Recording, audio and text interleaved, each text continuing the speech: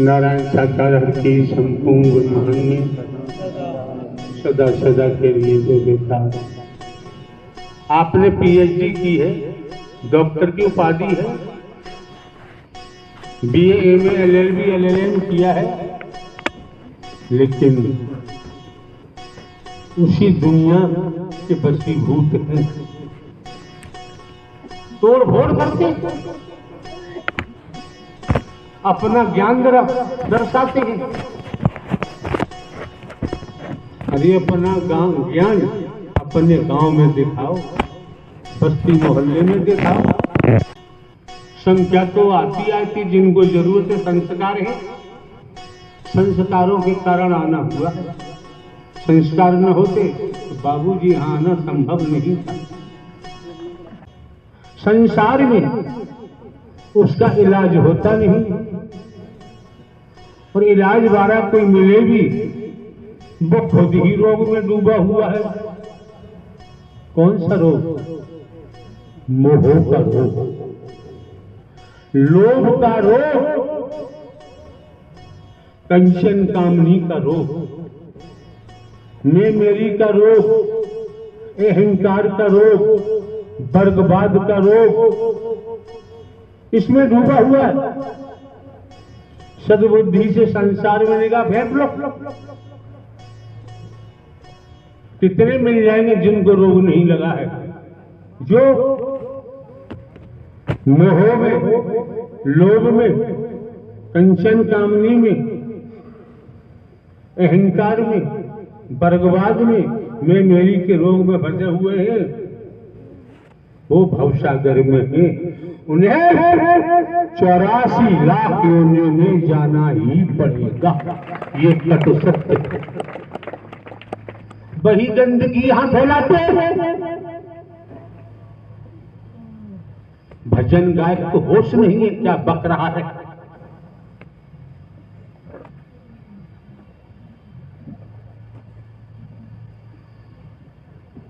संसारी रोग बदन का, शरीर का लग जाता है। एमबीबीएस, एमडी, सर्जन आदि डॉक्टरों को तलाश करते हैं, मेडिसिन तलाश करते हैं। कोई ठीक हो पाता है, कोई ठीक नहीं हो पाता है। कोई एलोपैथी तलाश करता है, कोई आयुर्वेदिक तलाश करता है, कोई यूनानी तलाश करता है। ठीक होते हैं, नहीं होते, हो भी जाते हैं। लेकिन जो रोग बताया,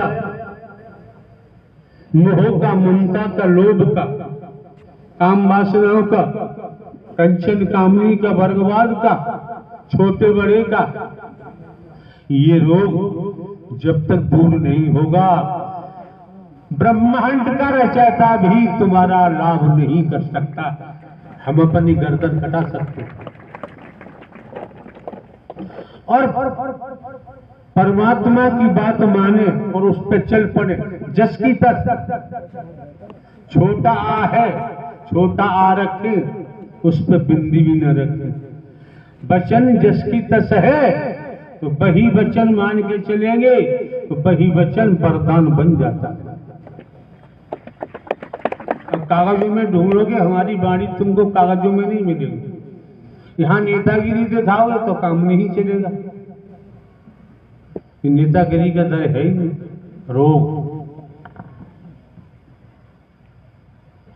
रोग से भोग पैदा होता है और भोग से संसारी बीमारी पैदा होती है। गैर अस्पताल में कोई इलाज नहीं। जो ये रोग लगा हुआ है, इस रोग को ब्रह्मांड के रचयिता नारायण साकार हरि परमात्मा के अलावा कोई दूर नहीं कर सकता। अब दूर होगा कैसे? 4-5 लड़के हैं, अपने पिताजी को लेकर डॉक्टर के पास गए तो दिखाया। डॉक्टर साहब ने क्या किया, मरीज को देखा, देखने के बाद एक शीशी में कई प्रकार का लोकेट दवा भरी और मिक्स कर दी, मिला दी, और उन लड़कों से कहा कि तुम्हारे पिताजी के यहाँ दवा ले जाओ, दिन में 3 बार शीशी को हिला हिलाकर 2-2 ढक्कन पिलाना। अपने पिताजी को लेके वापस आए। जब वापस आते हैं, पिताजी को बरामदे में तख्त पर लेटा देते हैं। अपने खाना पीना खाने जो भी नित्य कर्म में सभी लड़के लग जाते हैं। एक लड़का बाहर है। किस्सा कहानी हम नहीं कहते, ध्यान रखना।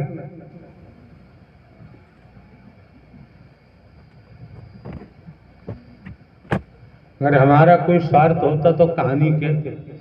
शंकर ब्रह्मा विष्णु राम श्री कृष्ण देवी दुर्गा हनुमान जी। कहने वालों हमसे ये भी कह देंगे, जानकारी है, भले ही हमने पठन पाठन नहीं किया। तो लड़का पिताजी की टांगे वगैरह दबा रहा है। उसने आवाज लगाई, बड़े भैया, छोटे भैया, मंझले भैया, आओ जरा। पिताजी बोल नहीं रहे। सब आए भागते। कोई टांगे दबा रहा है, कोई गर्दन दबा रहा है, कोई सर दबा रहा है, कोई छाती दबा रहा है, हिला हिला के दबा दबा के। क्यों? डॉक्टर साहब ने कह दिया है हिला हिला के दवा पिलाना, हिला हिला के दवा पिलाना। हिलाते रहे, इतना हिलाया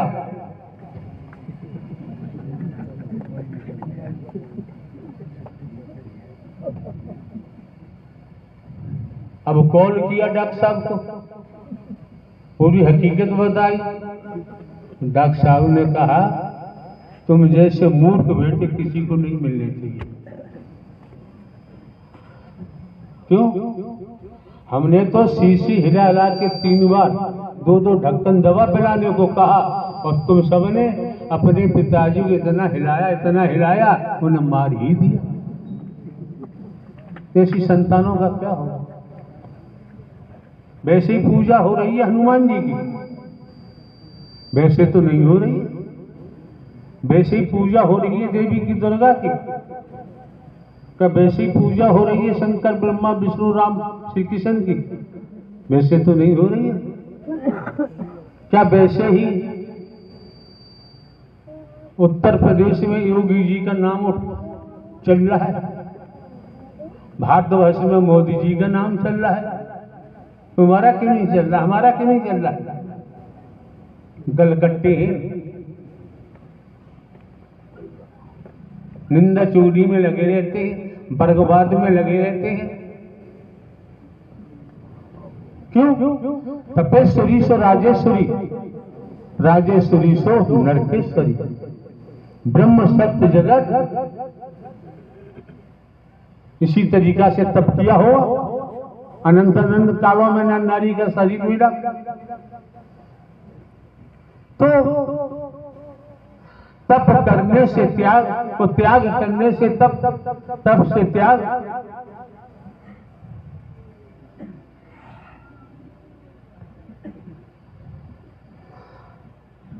हाथ के सच्चे हैं, लंगोट के पक्के हैं, ईमानदारी निष्ठा है, इनका सत्यत्व बरकरार है। विश्वास पात्र हैं, वफादार हैं।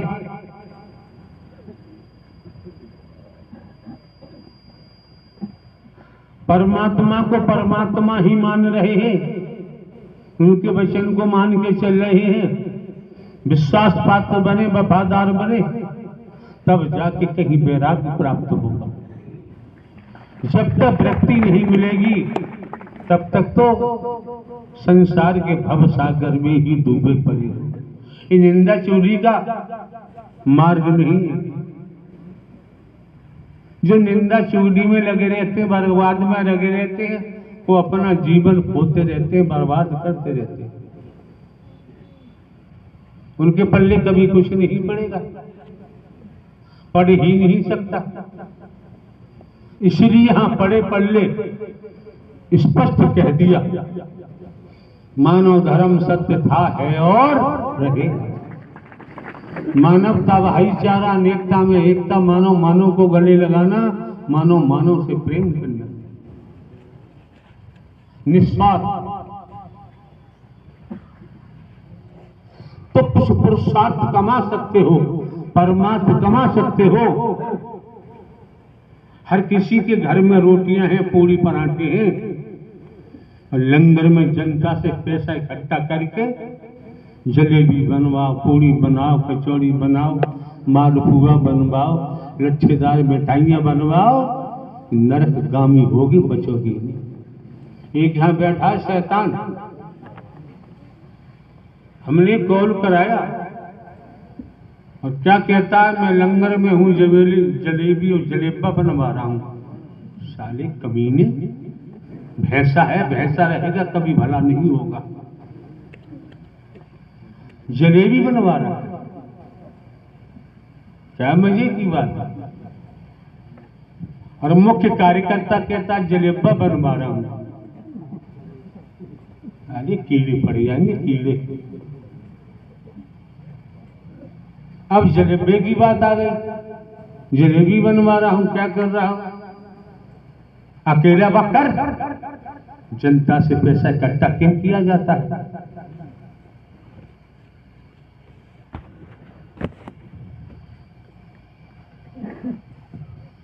एक बात बताएं आप सभी, ज्यादा हम नहीं बोलेंगे,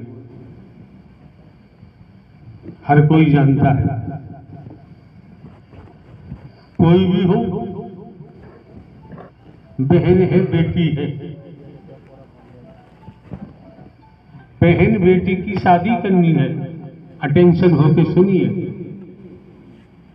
जब बहन बेटी की शादी करनी है, हर माता पिता, हर भाई चाहता है मेरी बहन अच्छे घर में जाए, और उसका पति हिष्ट पुष्ट सुंदर हो,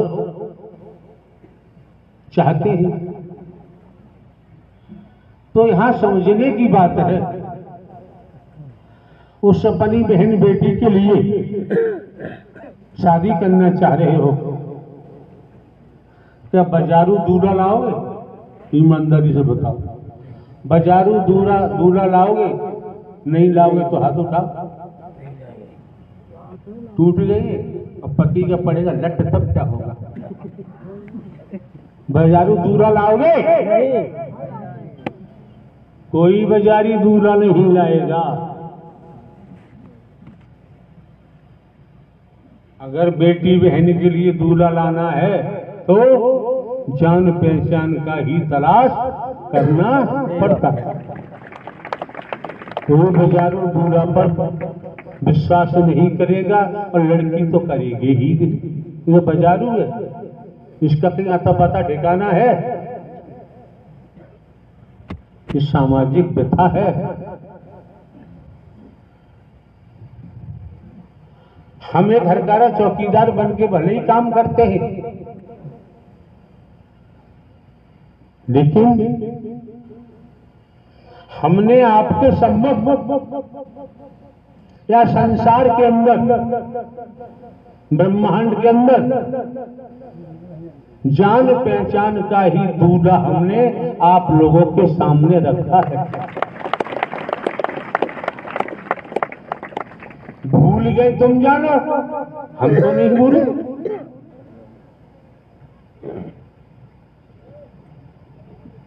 हम नहीं भूले हैं, हमें जानकारी है, इसलिए हम बाजारू दूल्हों पर भरोसा नहीं करते। बाजारू दूल्हा बिकने वाले हैं,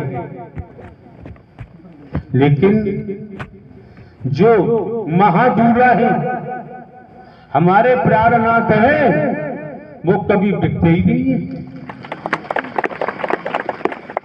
उनके बिकने का कोई चांस ही नहीं। जब ही तो मीरा जी ने कह दिया, मीरा जी की मां ने कहा कि मीरा मैंने तेरे लिए वर तलाश कर लिया है। मीरा जी ने कहा लेखी बात है कि माँ मैं ऐसे वर क्या करूंगी कि जन्मेगा मरेगा मुझे विधवा बना देगा, रड़ापा दे देगा। मुझे ऐसी दूल्हा की जरूरत नहीं है, वर की जरूरत नहीं है। मैंने अपना वर तलाश कर लिया है, न जन्मता है न मरता है। मैं शादी उन्हीं से करूंगी, मेरा चूड़ा अमर हो जाएगा। तो बात प्राणनाथ की होती है, प्राणपति की होती है। और जो वास्तव में प्राणनाथ है, प्राणपति है, आपके सम्मुख प्रारंभ से लेकर लास्ट तक सब कुछ खोल के बता दिया। और फिर भी आप अपने मन के शिकार बने रहे तो बने रहे, कोई कुछ नहीं कर सकता। इसलिए जो रोग लगा हुआ है, अरे वही संसार में आ जाओ। चोर है, डकैत है, जुआरी है, शराबी है, व्यभिचारी है। क्या कोई माता पिता भाई अपनी बहन बेटी के लिए पति बनाएगा? नहीं बनाएगा। बना लेगा कोई? बनाएगा? बना लो, जाओ जल्दी। कोई नहीं बनाना चाहता। लेकिन धोखा देने वालों की कमी नहीं है, धोखा देने वालों की कमी नहीं है। एक व्यक्ति अपने गांव से चला, मान के चले जलाली से चला। जलाली अलीगढ़ जनपद में पड़ती। घूमता घामता छर्रा के पास धनसारी है, धनसारी पहुंचा। बिचौलिया वगैरह पकड़ाई कर आगे क्या कहा, देखो लमड़ा खड़ा है, लमड़ा। देख लिया, लड़की वाला राजी हो गया। 6 गड्डियों का मालिक है, 6 गड्डियों का मालिक। पिता की छाती सीना चौड़ा हो गया, 6 गाड़ियों का मालिक है, फिर तो राजा।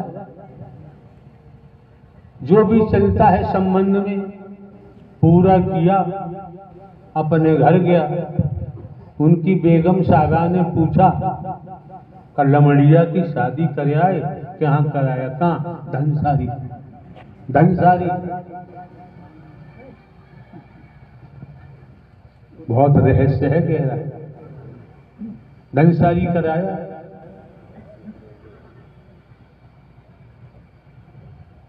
बहुत बढ़िया। कब की शादी है? फलां तारीख। बारात आई, खूब बिरयानी खाना पीना, पूरी पामा सब चला। खा पी के शादी हुई। शादी के बाद लड़की जब ससुराल जाती है तो 10-5 दिन दूल्हा भी चक्कर काटता रहता है घर के। चक्कर काटता रहता है। 10-5 दिन बाद बोला अपनी बेगम से, कब तो मैं काम पे जाऊंगा। खर्च हो गया। बेगम कहाँ चाहती है काम पे जाए, लेकिन ये भी चाहिए। काम पर जाने के लिए निकला तो बेगम पीछे पीछे। तो दूल्हा ने कहा, तुम घर जाओ, मैं चला जाऊंगा। पीछे मुड़ी, उसे चैन नहीं पड़ा कि मेरा दूल्हा गड्डी लेके जा रहा है। 5-6 घर के बाद एक घर में गाड़ी खड़ी थी उसकी। गाड़ी निकाल के बाहर लाया, बेगम ने देख लिया और बेगम में सर पे मारा हाथ।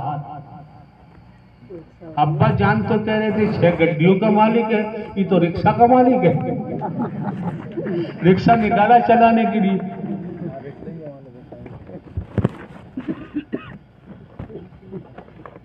तो आप लोग समझिए, अपनी बहन बेटियों का भला चाहते हैं, अपने बच्चों का भला चाहते हैं, खुद का भला चाहते हैं, तो हमें गड्डियों का मालिक नहीं चाहिए।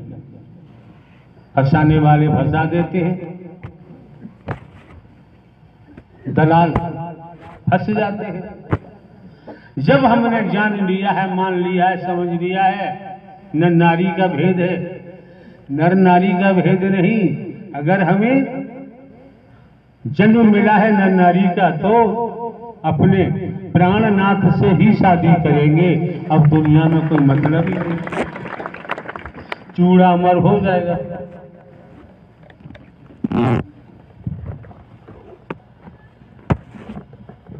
अब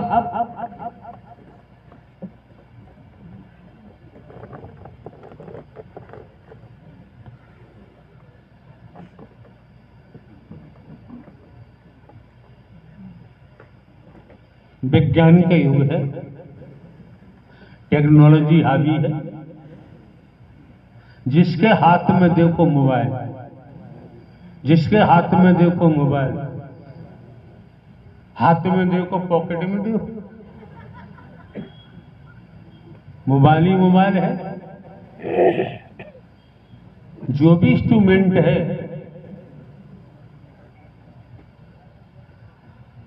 विज्ञान है, टेक्नोलॉजी है, सदुपयोग के लिए, दुरुपयोग के लिए नहीं है। आज आप देख लीजिए मोबाइल के माध्यम से कितना दुरुपयोग किया जा रहा है।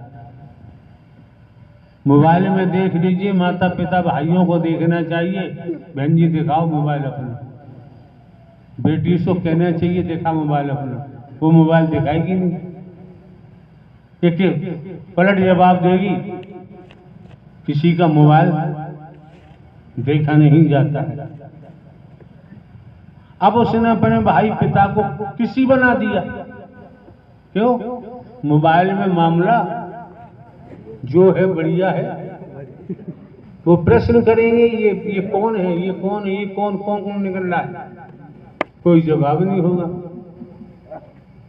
खुद ही भाई पूछ रहा है, पिताजी पूछ रहे, क्या जवाब होगा?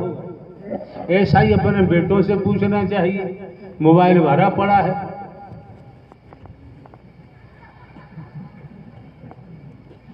शादी हो गई है तो मोबाइल भरा पड़ा है, शादी नहीं हुई है तो मोबाइल भरा पड़ा है। यार ये कौन सी इंसानियत है? परिवार वालों ने, माता पिता ने क्या संस्कार दिए हैं? यही संस्कार दिए जो समाज में, संसार में अपराध बनता है। कितनों की जानें रोज जाती मोबाइल के चक्कर में। 2-3 दिन पहले हमारे कमरे में टेलीविजन लगा हुआ, हमने न्यूज पे लगाया, लखनऊ में उसका पिता सूबेदार मेजर था मिलिट्री में, आर्मी में। मोबाइल के चक्कर में कुछ भी रहा हो, अपने पिता की निकाली रिवॉल्वर, अपनी मम्मी में ठूंस दी, टाँ और कमरे में बंद कर दिया। जो समाचार पत्रों मारा, जब बदबू फैली, धीरे धीरे धीरे धीरे पता चला, जब खोरा गया। लड़के की उम्र दिखा रहे थे 16 साल, बालिग भी नहीं है। वो दे दिया ना स्कूटर का बच्चा हाथ में। तो भैया ध्यान रखो, आप आओ चाहे मत आओ, यहाँ स्कूटर के बच्चे छीने जाते हैं, यहाँ दिया जाता है तो ब्रह्मांड का रचयिता प्राणपति दिया जाता है। अब तुम देख लो, अपनी साधना से, अपनी भक्ति से, अपने प्रेम से देख लो, तोड़ लो, फूंक बजा लो कि वास्तव में मेरे आत्मा के प्राणनाथ यही परमात्मा नारायण हरि है, तो टिकना, अन्यथा भाग जाओ, दोबारा आने की जरूरत नहीं। हम कोई सियासत नहीं करते, हमें नोट वोट की जरूरत नहीं है। संसार में हमारी किसी से दुश्मनी भी नहीं है और दोस्ती भी नहीं है, तो दिमाग में रखना चाहिए। जीवन यापन करना है तो भैया देखो, खेती बाड़ी, नौकरी, व्यापार, मजदूरी करनी ही पड़ेगी। जो वास्तव में नारायण हरि परमात्मा की शरण में पहुंच जाता है, समर्पण कर देता है, जीवन यापन के लिए खेती बाड़ी नौकरी व्यापार करता है, मजदूरी करता है, दुख हो कष्ट हो परेशानी हो, फिर वो अपने परमात्मा से शिकायत नहीं करता। वो देख लेता है कि हमारे किसी समय के कर्मों का भोग है और कर्मों का भोग भोगना ही पड़ेगा।